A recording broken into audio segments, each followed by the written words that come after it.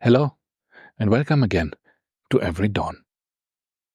I think that some of you might feel a sense of déjà vu because we have already discussed these topics in some of the other channels of Daily Philosophy. I have written articles about them.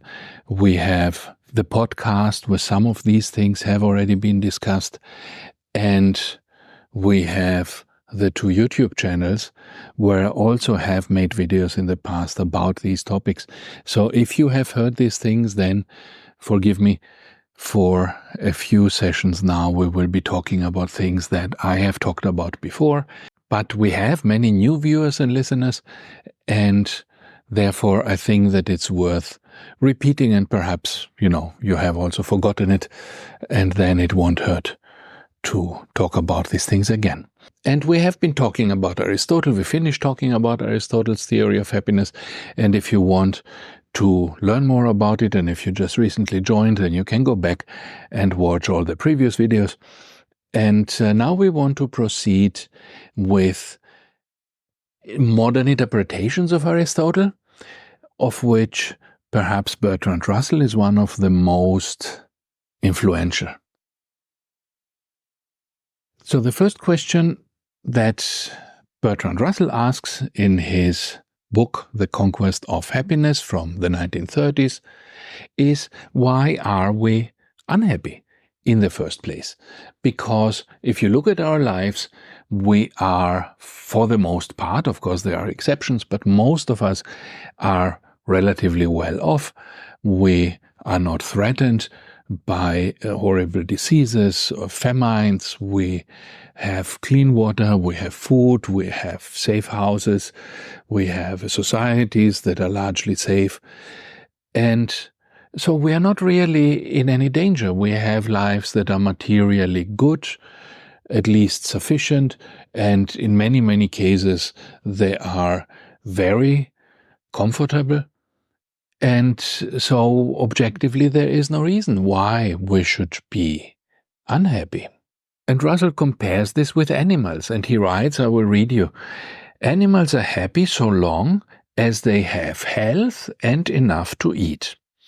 Human beings, one feels, ought to be, but in the modern world they are not, at least in a great majority of cases. So why is this? And so Russell goes and tries to find out what is the reason that we are so unhappy. Now, Bertrand Russell is one of the greatest philosophers of the 20th century.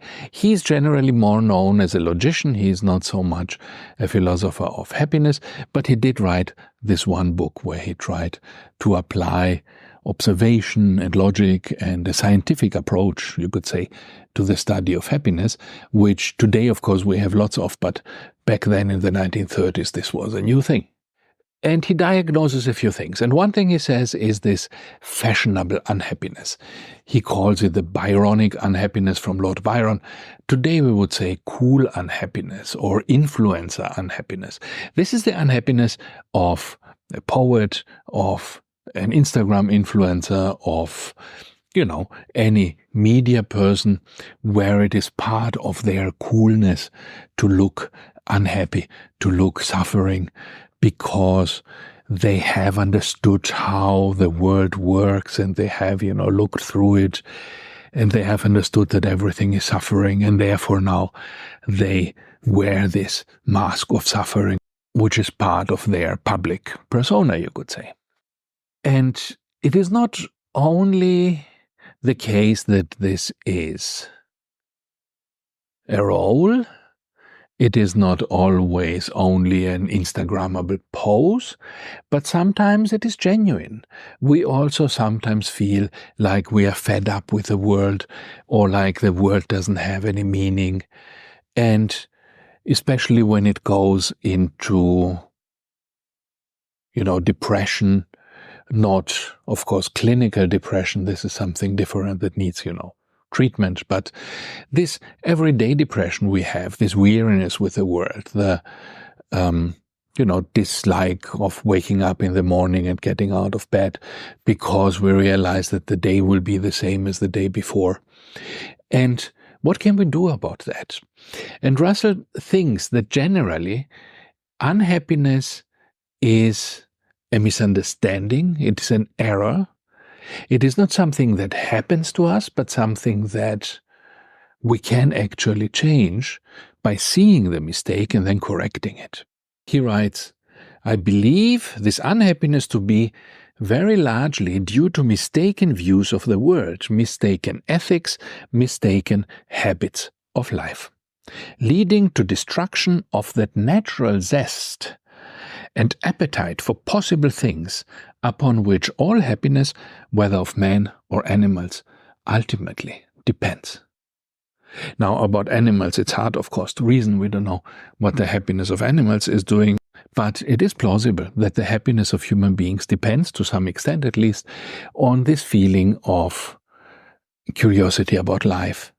And this is the main thesis of Bertrand Russell. But now let's go back to this idea of unhappiness, of getting out of bed in the morning and feeling that there is no point in continuing because the world is only going to be the same again as it was yesterday and it's just all a waste of time. And here he says, if we look at how this comes about, this kind of unhappiness, this kind of mild depression, the reason is generally that we don't engage enough with life itself. And so he writes, I read you again, I have frequently experienced myself the mood in which I felt that all is vanity.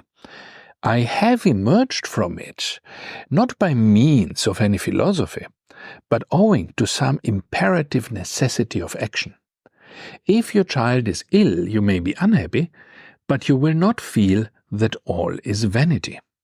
You will feel that the restoring of the child to health is a matter to be attended to, regardless of the question whether there is ultimate value in human life or not.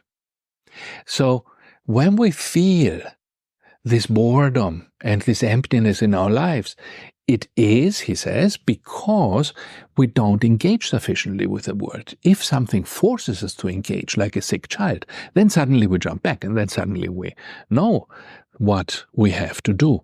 And then all these thoughts disappear and the imperative of action, grabs us and we have to do something. And Russell thinks that we can also promote this without having, sick children by ourselves creating situations in which we are more active. So, for example, he writes, go out into the world. Become a pirate, a king of Borneo, a laborer in Soviet Russia. Give yourself an existence in which the satisfaction of elementary physical needs will occupy all your energies. And this is something that makes sense, and of course many of us have done this. This is why I think the survival shows, for example, on YouTube are so popular. Because in a survival situation, you have exactly this. You have all these immediate needs and you don't have time to brood or to think, about the meaninglessness of life. And the same is true of, milder survival type situations, let's say van life, which is also an immediate engagement with the things around you. Or even something perhaps like tiny home living. So just imposing these limitations that make it necessary for you to engage more with things rather than being in a very comfortable bubble where you can just sit on the sofa and do nothing. So the more manual our life is, the more engaging it is, the less we will be unhappy. At least this is Russell's idea. So perhaps today we can just see where in our lives we have situations where we are perhaps a little too comfortable, where our life does not provide any challenges. This, of course, will be mostly at work because most of the work we do is just boring and repetitive for most of us. But it will also be perhaps at home in the way we structure our free time. Just sitting in front of the TV is not particularly challenging. Sleeping is not challenging. And perhaps we can replace one or two of these things with something that gives us more of a challenge. And this shows you, back to Aristotle, that gives you more experience and more possibilities to exercise your virtues. So let's say something easy, go out to the streets and find somebody you could help. Help somebody across the street, or give some help to some homeless person where you can perhaps give them some money, or perhaps you can talk to them, or in a more organized way, instead of doing it alone, try to see if there is a charity in your city where you can go and help for 1 hour every Friday afternoon, right? There are these things. I have done this myself. And it is interesting that if you think of this movie, Groundhog Day. I don't know if you remember this with Bill Murray, where he lives the same day again and again and again, and he's trapped in this repetition. And what is the way out of the repetition? The way out is to be helpful to everybody. And then he goes out of this, and then he finally reaches happiness.